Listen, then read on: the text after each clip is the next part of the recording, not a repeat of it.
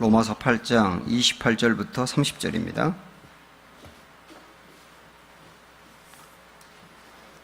로마서 8장 28절부터 30절 말씀, 신약성경 250쪽에 있습니다.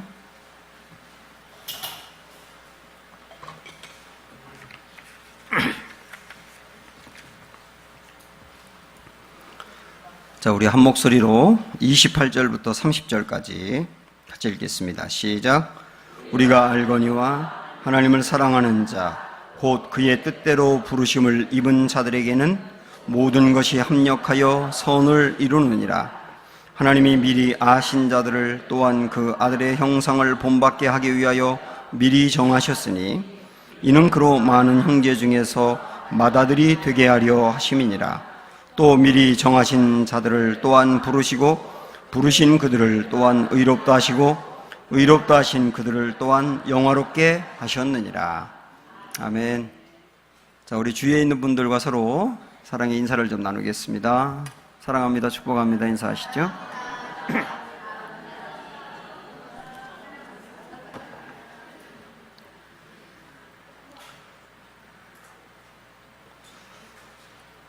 사람들은 간섭받는 거를 참 싫어하지요. 어린아이들도 간섭하면 싫어합니다. 자기 마음대로 하고 싶어하고 자기 마음대로 못하면 울어버리죠. 청소년들이 부모님하고 갈등을 겪는 중요한 이유 중에 하나는 부모의 간섭 때문입니다. 우리를 그냥 놔두라고, 우리는 알아서 잘한다고. 근데 부모가 볼 때는 알아서 잘하기는 뭘 알아서 잘해요. 그러니까 부모가 통제를 하는 거예요. 그러니까 이 간섭 때문에 갈등이 많습니다. 어른들도 당연히 간섭하는 걸 싫어합니다. 그래서 누군가가 그 사람이 분명히 잘못된 게 있어가지고 고민하다가 충고를 해주면 내가 알아서 할게요, 너나 잘하세요, 그러면서 면박을 줘요. 그러니까 뭔가 얘기를 해주고 싶어도 말을 못하는 거예요. 이렇게 사람들은 간섭받는 걸 싫어합니다. 그래서 어떻게 보면 죄라고 하는 것은 이렇게 말할 수도 있다는 생각이 들어요. 죄는 하나님에게서 독립선언하는 것이다. 내 마음대로 하고 싶으니까 하나님 간섭하지 마세요. 이게 죄가 아니겠습니까? 그래서 성경에 보면은 죄에 대해서 마음에 하나님 두기를 싫어하는 게 죄다, 이렇게 표현도 하고, 육체와 마음에 원하는 것을 하는 것, 그게 죄라고 말씀도 합니다. 내 육체와 마음에 끌리는 대로 원하는 대로 하는 게 죄라는 겁니다. 그래서 어떻게 보면 이 간섭이, 하나님의 간섭이 우리에게 귀찮을 수 있을지 몰라도 여러분 분명히 아십시오. 하나님은 하나님의 백성들을 간섭하십니다. 그것도 아주 계획적으로 간섭을 하십니다. 그래서 죄는 하나님에게 대하여 간섭하지 말라고 하는 것이라고 본다면, 신앙은 하나님의 간섭을 받아들이고 나를 맡기는 게 아니겠습니까? 그러면 하나님이 이렇게 내 인생에 간섭하신다 그랬는데 우리 하나님은 어떤 면으로 간섭을 하실까? 이런 것들을 오늘 한번 살펴보도록 하겠습니다. 지난 시간에 저는 우리가 고난을 당할 때 이 두 가지 확신이 중요하다는 말씀을 드렸어요. 하나는 성령님이 고난당하는 나를 위하여 기도해 주신다. 그러면 기도할 힘이 없던 내게도 기도할 힘이 생긴다. 그리고 내가 기도하고 싶어도 고난 중에 꼭 해야 될 기도를 모르기 때문에 성령님은 하나님의 뜻을 내게 알려주신다. 그래서 성령님을 통하여 그 뜻을 알면 그대로 기도하면 된다. 이런 말씀을 지난주에 드렸어요.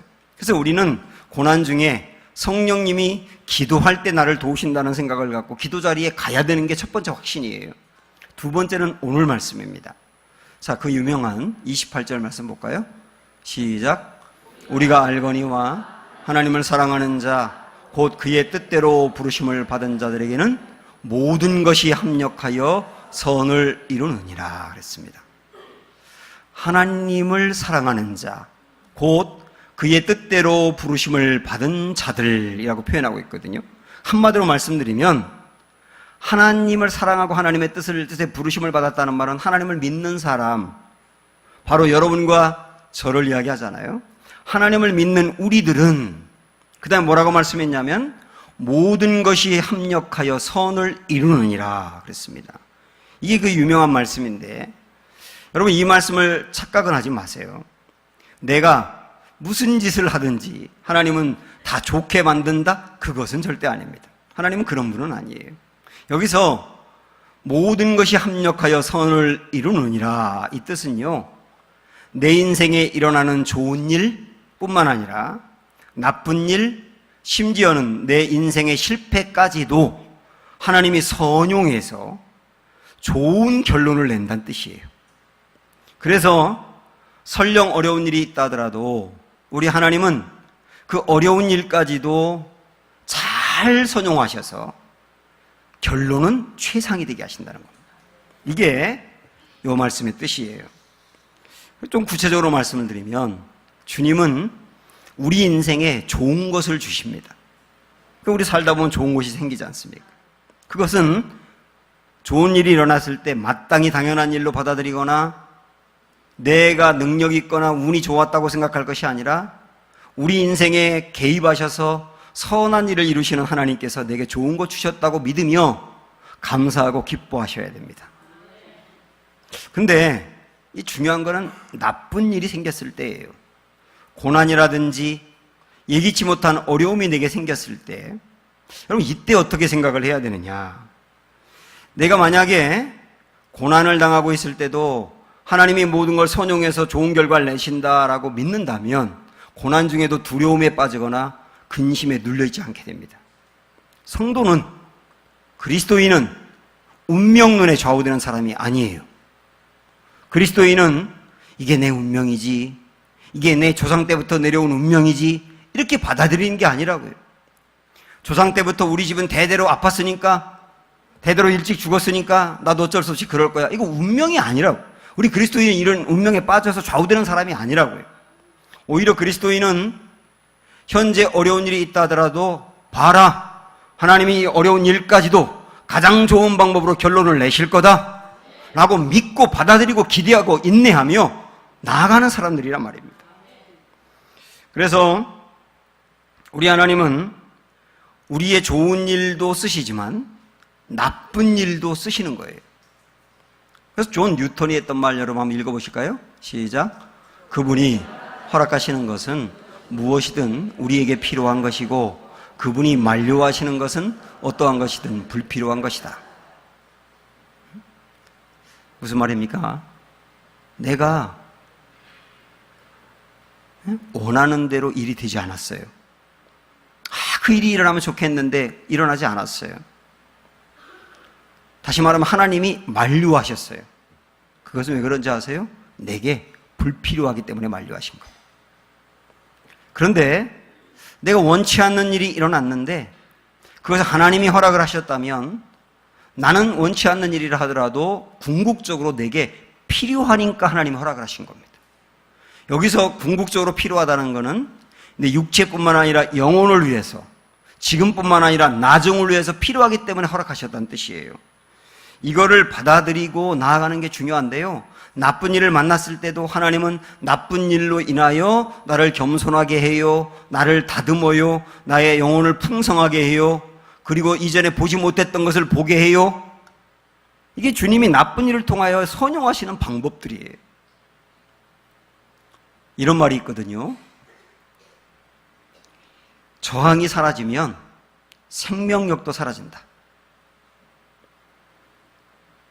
옛날 로마 시대 때 로마가 승승장구하면서 막 영토를 넓혀가고 있었는데 그 로마를 고통에 빠뜨린 적이 있었습니다.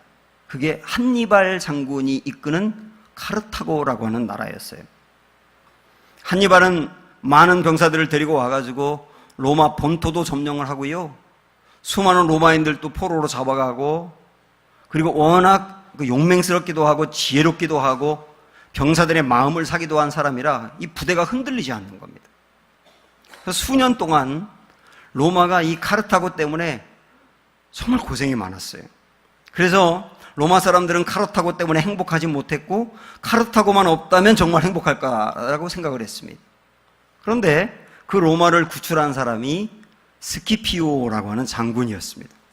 이 스키피오가 칸나에라고 하는 곳에서 전투를 벌여가지고 이 한니발과 카르타고를 무찌릅니다. 그 다음에 로마의 원로원들과 백성들이 카르타고를 불살라서 완전히 태워버려야 된다고 주장을 해요. 원래는 로마는 다른 나라를 정복하면 거길 불태워버린 게 아니라 관용 정책을 써가지고 그 나라 사람들을 로마화 시켰거든요. 근데 이번에는 카르타고는 불태우자는 거예요. 왜냐하면 카르타고 때문에 워낙 고생을 많이 했으니까. 그때 스키피오 장군이 절대로 카르타고를 불태우면 안 된다고 반대합니다. 왜냐하면 카르타고가 우리에게 적이고 짐이지만 카르타고가 있어야 로마가 산다고 말을 해요. 근데 사람들은 그 말을 듣지 않고 결국 카르타고를 불태워버려요. 불타고 있는 카르타고를 보면서 스키피오가 눈물을 흘리거든요. 그게 그 유명한 스키피오의 눈물이라는 거예요. 이 카르타고가 없어지면서 로마는 무거운 짐을 덜게 된 거예요. 적이 없고요, 저항이 없어지게 된 겁니다. 로마 사람들은 행복했고요, 부담이 없는 거예요. 그런데 그 이후에도 카르타고 같은 적이 없다 보니까 로마가 승승장구하다가 결국 나중에 망하게 되거든요. 로마가 망했을 때 어떤 사람이 이런 말을 했습니다. 로마는 적 때문에 망한 것이 아니라 적이 없어서 망했다고. 카르타고라고 하는 적이 있다 보니 긴장하게 되고 방만하지 않게 되고 깨어있게 되고 연합하게 되고 살아있게 된 거예요. 그래서 저항이 있어야 생명력도 있는 겁니다. 반대로 저항이 사라지면 생명력도 사라지는 거예요. 사랑하는 여러분, 지금 나를 괴롭히고 있는 적 같은 것이 있죠. 그게 고난입니다. 고난. 우리는 생각을 합니다. 야, 이것만 없으면 정말 좋겠다. 그것만 사라지면 내 인생 더 바랄 게 없겠다. 정말 그만큼 우리를 괴롭게 하는 고난이 있을 수 있습니다. 그러나 우리가 살아가다 보면 평생토록 고난이 끊임없이 있는 이유가 뭔지 아세요? 그 고난이라고 하는 저항이 결국 우리에게 영적인 생명력을 주기 때문이에요. 가만히 생각을 해보십시오. 만약에 여러분 인생에 그 옛날 그런 고난이 없었다면, 나를 괴롭히는 그 사람이 없었다면 어쩌면 지금 이 시간에 이 자리에 여러분 안 계실 거래요. 그때 그 고난이 없었다면 지금 집에서 TV를 보거나 아니면 찜질방 가가지고 아 시원해 시원해 그러면서 땀 흘리고 있거나 그러고 있을지도 몰라요. 이 자리에 더운데도 불구하고 이 주일날 이 자리에 와서 예배를 드린 이유가 뭐냐면 고난을 당하면서 적이 있다 보니까 내가 생명력 있게 내 영혼이 살아있어서 결국 여기까지 온 거 아니겠습니까? 그래서 하나님은 우리가 저항이 없다 보면 방만하게 살기 때문에 어쩌면 우리 인생에 고난을 허락하는지도 몰라요. 그러므로 우리가 인생의 고난을 만날 때는 사랑하는 여러분 절대로 절망하지 마십시오. 그 고난까지도 하나님이 선용해서 내게 최상의 결과를 주실 거라고 믿고 담대하게 나가셔야 합니다. 또한 나의 인생을 선용하시는 하나님은 내게 좋은 일이 있을 때도 선용하시고 나쁜 일도 선용하실 뿐만 아니라 어떤 때는요, 내가 죄에 넘어졌을 때도 선용을 하세요. 죄에 넘어지고 나면 그때 하나님이 어떤 일을 하시느냐면 야, 내가 연약한 사람이구나 하는 것을 인정하게 합니다. 그래서 내가 연약한 사람인 것을 인정하면서 하나님을 의지하게 만들고 내가 여건과 상황이 주어지면 언제든지 넘어질 수 있다는 것을 인정하면서 겸손하게 됩니다. 그리고 내가 죄를 짓고 넘어져 버리니까 내 주변에 죄를 짓는 사람을 정죄하는 것이 아니라 품게 된단 말이에요. 그러면서 죄를 짓는 것은 하나님의 뜻이 아니지만은 죄를 짓고 난 다음에 그 상태까지도 하나님의 선용해서 그것마저도 내 영혼에 도움을 주신다는 뜻이에요.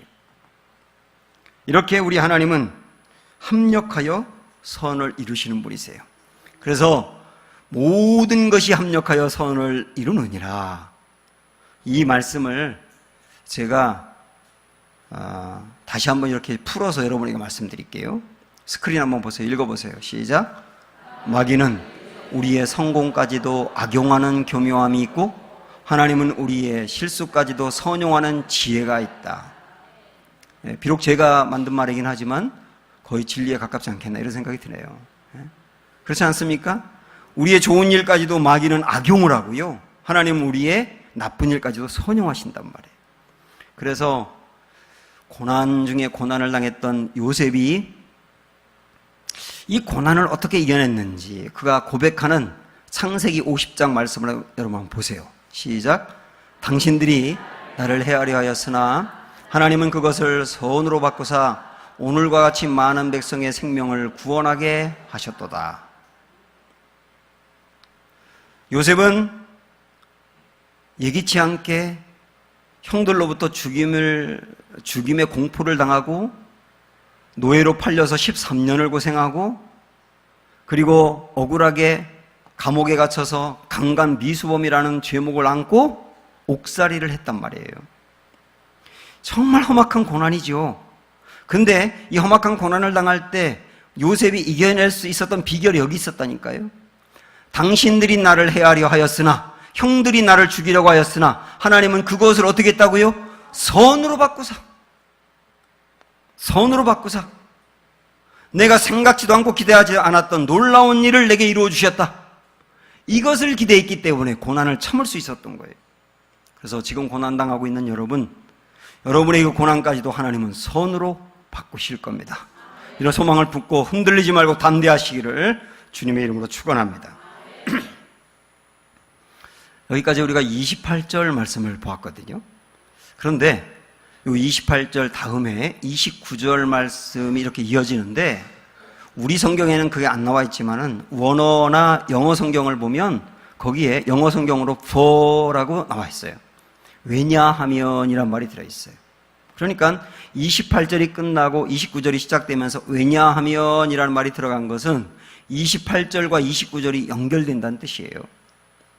28절에서 모든 일이 합력하여 선을 이루시는 하나님, 그걸 소개했다면 그 다음에 29절 30절에서 이 합력하여 선을 이루시는 하나님이 고난 중에 우리를 돕는 것만이 아니라는 거예요.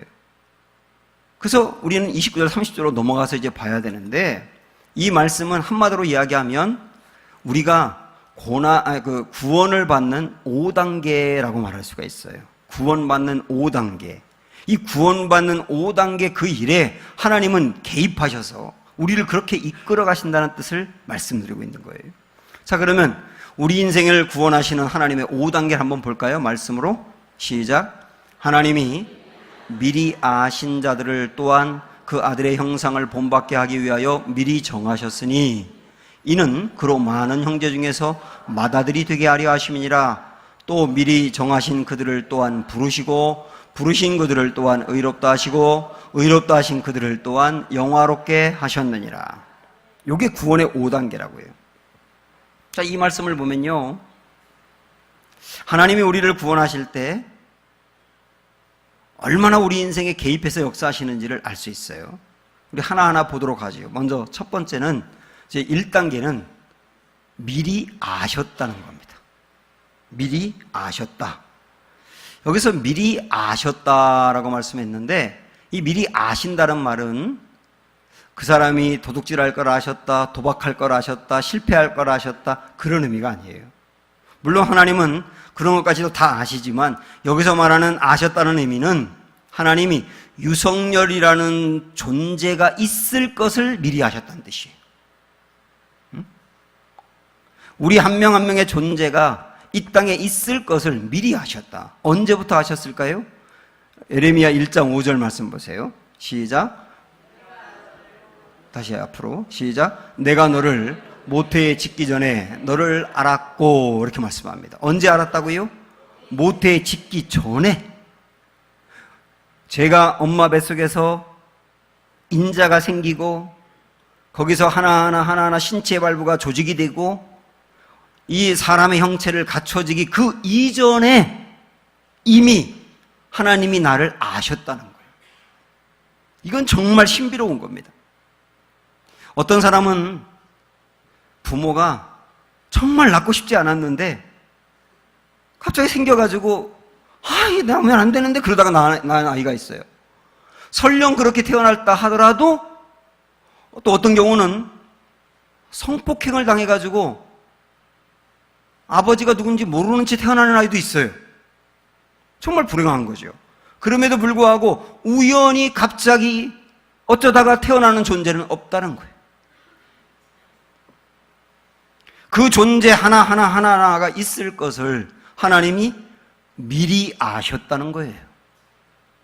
여러분의 존재가 있을 것을 하나님이 미리 아신 거예요. 이거를 우리가 마음으로 받아들일 때 자존감을 갖게 됩니다. 나라는 존재는 우연히 태어난 게 아니구나. 하나님이 미리부터 다 계획하고 나를 미리부터 아셨구나. 야, 나라는 존재가 그렇게 귀하구나. 이걸 받아들이게 된단 말입니다. 이게 첫 번째, 미리 아셨다는 뜻입니다. 두 번째는 미리 정하신 거예요. 미리 정하셨다라고 하는 말은 뭐냐면 우리가 구원받을 사람으로 하나님 미리 정하셨다는 뜻이에요. 우리 한 명 한 명을 다 구원할 사람으로 정하셨다고요. 우리 하나님은 그 일을 만세 전부터 하신 겁니다. 그래서 아까 읽었던 에레미야 1장 5절에 보면은 내가 너를 모태에 짓기 전에 너를 알았고 그 다음에 뭐라고 말씀합니까? 내가 배에서 나오기 전에 너를 어떻게 했다고요? 성별하였고 라고 말. 성별하였고 그 말은 뭐냐면 미리 구원받을 사람으로 정하셨다는 뜻이에요. 그런데 내가 구원받을 사람으로 미리 정해진 것만이 아니고 저라고 하는 사람이 목회자로서 하나님의 영광을 드러내고 사역할 것도 하나님이 정하셨다는 뜻이기도 합니다. 사실 저는 PD가 되고 싶었거든요. 그래서 PD가 돼가지고 이 세상의 나쁜 것을 고발하기도 하고 뭐 그래야 되겠다는 소망을 품었는데 제가 재수를 하면서 제 진로가 바뀌어가지고 신학대학을 가게 됐어요. 저는 계획하지 않았고 생각하지 않았던 다른 길로 지금 간 거거든요. 그런데 우리 하나님께서는 그래서 목회를 하는 것도 저의 길이 갑자기 틀어진 것이 아니고 우리 하나님이 정하신 길로 가게 된 거라는 뜻이에요. 그래서 아까 우리가 읽었던 이 말씀을 다시 보십시오. 내가 너를 모태에 짓기 전에 너를 알았고 내가 배에서 나오기 전에 너를 성별하였고 그 다음에 뭐라고 말씀하냐면 너를 여러 나라의 선지자로 세웠노라 말씀하시잖아요. 만세 전부터 이미 선지자로 예레미야를 세웠다는 거예요. 무슨 일을 해야 될지도 하나님이 정하셨다는 겁니다. 그리고 정하신 그 길로 가도록 우리에게 그 분야의 은사를 주셨고 그 분야에 관심을 주었고 그런 배경에서 태어나 자라게 하셨고 그래서 지금 일을 하고 있는 거예요. 여러분 이걸 마음으로 받아들이고 믿는 것은 현재 내가 하고 있는 일에 열정을 갖게 합니다. 어떤 분들은 나 길을 잘못 들어섰다고 이게 내 길이 아닌데 그것도 시운이 넘어서까지 그 얘기를 해요. 아니 지금 그 길을 들어서 20년 이상을 생활했으면서도 살아왔으면서도 시운이 넘었는데도 이건 내 길이 아닌데 언제까지 그럴 거냐고요. 우리는 지금 내가 걷고 있는 이 길이 내가 하고 있는 이 길이 원치 않는 길일 수도 있어요. 내가 계획하지 않은 길을 걷고 있을 수도 있어요. 사실 그런 사람이 더 많아요. 그러나 여러분 분명히 아십시오. 내가 지금 걷고 있는 이 길은 우연히 걷게 되었다거나 내 선택을 잘못해서 걷게 되었다거나 내 인생이 삐딱하게 잘못돼가지고 그렇게 될 수밖에 없었다거나 겉으로 보기에는 그렇지만은 하나님이 예레미야를 만세 전에 선지자로 선택하고 그 길을 걷게 했던 것처럼 지금 우리가 걷는 이 길도 하나님이 정하신 것이고 그 길로 인도하셨다는 것을 믿으시길 바랍니다. 그럴 때 내 이 걷고 있는 이 길에 열정을 내게 된다니까요. 세 번째는 부르심입니다. 구원받기로 미리 정한 그 사람을 하나님이 어떤 경로를 통해서든지 불러내서 교회를 다니게 하는 거죠. 어떤 사람은 엄마 뱃속에서 태어나면서부터 믿었어요. 그래서 자연스럽게 믿게 됐어요. 그것도 부르심이에요. 어떤 사람은 청년 때 친구 따라 교회 왔다가 예수님을 만나게 됐어요. 그것도 부르심이에요. 어떤 사람은 육체에 질병이 있어가지고 이 병 때문에 교회 왔다가 주님을 믿게 되기도 하고요. 어떤 사람은 사업에 실패해서 도무지 무언가를 붙잡아야 되는데 길이 안 보여가지고 다른 사람이 권면해서 교회 한번 가보죠. 그래서 나왔다가 주님을 만나기도 하고요. 어떤 남자는 교회에는 정말 관심이 없었는데 어떻게 하다 만난 사람 알고 보니까 그 여자가 교회를 다닌대요. 그래서 집에 인사하러 갔더니 자네 교회 안 다니면 결혼 못 시키네. 그러니까 예, 다니겠습니다. 그러다 만나기도 해요. 어떤 경로를 통하여 어떻게 교회를 나오게 되었든지 여러분 분명히 아십시오. 내가 선택한 것이 아니라 하나님이 부르신 거예요. 우리 예수님을 믿기로 정해진 사람이었기 때문에 주님이 그 사람을 부르셨다고. 분위기가 너무 엄숙해서 조금 이렇게 재밌는 얘기 하나 드릴게요. 제가 강원도 인제에서 군목으로 활동을 했었거든요. 근데 한 번은 저희 친형도 목사입니다. 저한테 전화해서 형의 처남이 군대에 이번에 입대를 했는데 강원도 어딘가로 갔다는 거예요. 근데 어느 부대에 배치됐는지 모르니까 한번 그쪽에 와 있는지 좀 알아봐 달라고, 그리고 될 수 있으면 제가 있는 부대로 데려올 수 있도록 한번 해달라고, 그거 제가 챙겨주라는 얘기죠. 저는 그 친구를 만난 적이 없어요. 그 우리 형의 처남을. 근데 이름을 알아보니까 김영진이라고 하더라고요. 그래서 이제 우리 신병들이 딱 와가지고 대기하는 곳이 있거든요. 그 대기한 곳으로 제가 전화해서 혹시 거기 지난주에 온 김영진이라고 있습니까? 그랬더니 있다는 겁니다. 혹시 대전에서 왔나요? 그랬더니 대전에서 왔대요. 이 녀석 여기 왔구나 하고 제가 그 친구 바꿔달라서 전화 통화를 했어요. 제가 그 친구 이제 너 대전에서 왔어? 그러니까 그렇습니다. 네, 김영진이야? 그러니까 그렇습니다. 너 유정열이라고 알아? 유정열이 누굴까요? 우리 형이겠죠. 제가 유성열이니까. 유정열이라고 알아? 그랬더니 잘 압니다. 틀림없이 이 친구잖아요. 그래서 내가 너 면회 갈게 그러면서 토요일 날 음식을 바리바리 싸갖고 그 친구 면회를 갔습니다. 그랬더니 이렇게 페인트 칠을 하고 있는데 얼굴이 흉악하게 생겼더라고요. 그래서 누나답지 않았구나 이런 생각을 하면서 이제 만나가지고 이런저런 얘기하다가 너 교회 잘 다녀? 그랬더니 안 다닙니다 그러는 거예요. 야, 매형이 목사인데 네가 교회 안 다니면 어떻게 해? 그랬더니 저 매형 없습니다 그러는 거예요. 뭔가 이상하잖아요. 너 김영진 맞지? 맞다고. 대전에서 온 거 맞지? 맞다고. 유정열 안다며? 그랬더니 제가 아는 형입니다. 그렇게 된 거더라고요. 그래서 전혀 저와 상관없는 사람인데 저는 그 친구를 만나게 된 거예요. 그래서 이것도 인연이다. 그래가지고 제가 바리바리 싸갖고 간 것을 그 친구가 다 같이 먹으면서 이런 인연이 이게 있을 수 없는 인연이야. 그러면서 너 이건 운명적으로 너는 교회 나오게 돼 있다. 야. 그래가지고 그 친구를 제가 있는 부대에 오게 해가지고 그 친구가 교회를 굉장히 잘 나왔어요. 그러면서 거기서 성가대도 나중에 하고 활동하면서 예수님을 만났거든요. 이게 여러분 하나 가만히 생각을 해보세요. 이 친구가 교회를 나오고 예수님을 만나게 된 이 과정을 보면 정말 우연한 일 같은 일들이 있었기 때문이잖아요. 그런데 우리가 볼 때는 정말 우연한 일이지만 오늘 말씀은 뭐라고 얘기하냐면 하나님이 부르신 거란 뜻이에요. 부르신 거라는 거. 각 사람 다르게, 아주 다르게 한 사람 한 사람을 불러서 예수님을 믿게 하는 과정이었다는 겁니다. 그래서 사랑하는 여러분, 하나님이 미리 아시고 정하시고 부르신 사람은 무슨 일이 있어도 하나님에게서 벗어날 수가 없어요. 내가 하나님에게서 벗어나고 싶어 할 때가 있어요. 교회 다니는 게 귀찮거든요. 통제받는 게 싫거든요. 주일날 늦게까지 자고 싶거든요. 놀러 가고 싶거든요. 그래서 교회에서 이렇게 멀어져 갈 때도 하나님이 그 사람을 놓질 않는 거예요.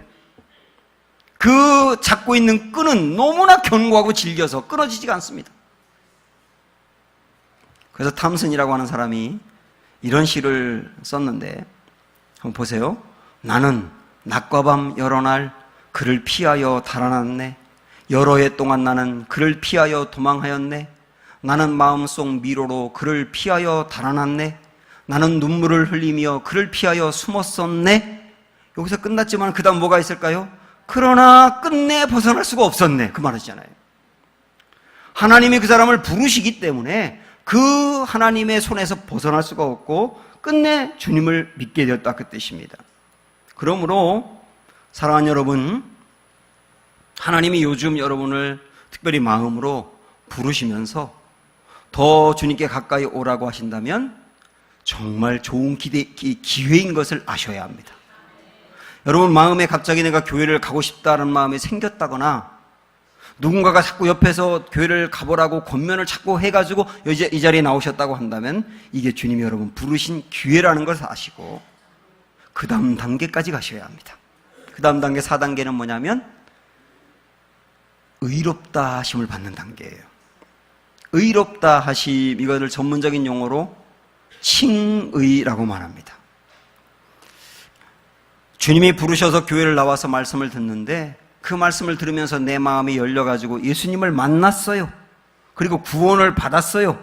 구원을 받은 그 순간을 뭐라고 말하냐면 의롭다 하심의 순간이라고 말합니다.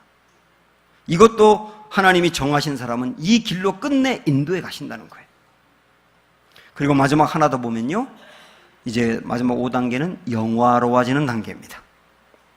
여기서 영화로워진다는 것은 이 땅에서 이루어지는 것은 아니고 나중에 주님의 재림이 있고 우리가 하나님 나라에 가면 앞에서 우리가 본 것처럼 이 몸도 구속을 받고 고난도 없고 죄도 없고 죽음도 없는 온전한 상태로 예수님처럼 변화하여서 그 하나님 나라에서 영광을 누리는 것을 뭐라고 말하냐면 영화로워진다고 말합니다. 우리 하나님께서는 미리 아시고 미리 정하시고 우리를 부르시고 의롭다 하시고 영화로워지는 단계까지 모든 것을 선용하여 우리를 이끌어 가실 겁니다. 그것을 오늘 말씀에서 이야기하는 거죠. 그래서 원래는 지금 우리가 읽은 이 29절과 30절의 말씀은 헬라어 원어로 본다면 하나님이라는 말이 8번 들어갑니다. 그리고 그대로 사실은 번역을 했어야 돼요. 그래서 우리가 다시 이 말씀을 한번 읽어볼게요. 시작. 하나님이 미리 아셨고 하나님이 미리 정하셨고 하나님이 미리 정하신 그들을 하나님이 부르셨고 하나님이 부르신 그들을 하나님이 의롭다 하셨고 하나님이 의롭다 하신 그들을 또한 하나님이 영화롭게 하셨다. 이렇게 우리가 주님께 나오게 되고 주님의 부름을 받고 그 다음에 예수님을 믿게 되고 영화로워지는 그 모든 일을 다 누가 하신다는 거예요? 하나님이 하신다는 거예요. 모든 걸 다 선용해서 끝내 영화로워지는 단계까지 끌고 가시겠다는 뜻입니다. 그리고 이 말씀에 보면 하나님이 나를 미리 아셨다, 미리 정하셨다, 그리고 나를 부르셨다, 내가 의롭다함을 받았다, 이 모든 것들은 다 과거입니다. 그렇잖아요. 과거에 있었던 일이잖아요, 지금 우리에게. 그리고 마지막에 영화로워진다는 것은 언제 있을 일입니까? 미래에 있을 일이에요. 그런데 이 말씀의 30절에 보면 영화로워질 것이다 라고 말하지 않고 영화로워졌느니라 라고 말을 해요. 이미 이루어진 일처럼 과거 완료형을 쓰고 있단 말입니다. 왜 그러냐면 성경에 보면 가끔 그래요. 분명히 미래에 일어날 일인데도 불구하고 너무나 분명한 일, 미래에 너무나 분명하게 이루어질 일 같은 경우는 이미 과거에 이루어진 것처럼 과거 완료형을 쓸 때가 있습니다. 근데 영화로워졌느니라가 그거 중에 하나예요. 여러분, 이것은 무엇을 얘기하느냐면 앞으로 우리가 하나님 나라에 가서 예수님과 같이 영화로워지는 것은 이거는 미래에 일어날 일이지만 이미 일어난 일처럼 분명하다는 뜻이에요. 우리는 분명히 그 길로 가게 될 것입니다. 이거는 하나님의 결정사항이기 때문에 번복이 안 될 거예요. 우리를 끝내 그렇게 이끌어 가실 겁니다. 그래서 하나님 여러분을 꽉 붙들고 그 단계까지 이끌어 가실 것을 마음으로 믿으면서 소망을 품으시기를 주님의 이름으로 축원합니다. 지난날 생각을 해보면 그때 그 어려움이 있었기 때문에 내가 이 자리까지 오게 되었구나 라고 생각한다면 지금의 이 어려움도 하나님이 선용하셔서 결국은 나에게 좋은 길로 인도해 가시겠구나, 이런 소망을 마음에 품으시면서 고난당하고 있는 여러분 절대로 두려워하거나 절망하지 마시고 담대하시기 바라고 주님을 기대함으로 나아갈 수 있는 은혜가 있기를 주님의 이름으로 축원합니다. 마지막으로 이거 우리 함께 읽어보고 마칠게요. 시작. 하나님을 사랑하는 자 곧 그 뜻대로 부르심을 받은 자들에게는 모든 것이 합력하여 선을 이루느니라. 아멘. 우리 함께 찬양하겠습니다. 모든 상황 속에서